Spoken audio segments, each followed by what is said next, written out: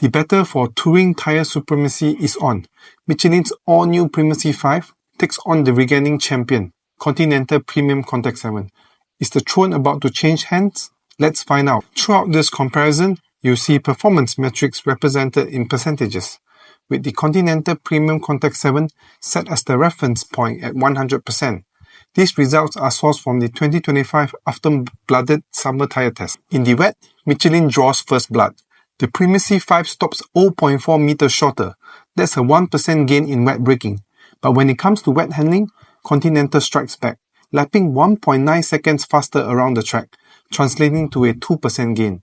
Aquaplaning, Michelin edges out again with a 2% better resistance. On dry roads, Continental flexes its muscle. It stops 1.8 meters shorter, a solid 5% advantage.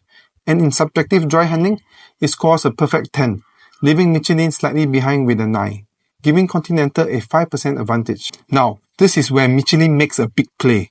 Based on previous data and projected improvements, the Primacy 5 is estimated to last a whopping 47,500 kilometers. That's a 55% more mileage than the Continental. In subjective noise, Michelin is quieter, scoring a 10 out of 10 in subjective noise versus Continental's 8.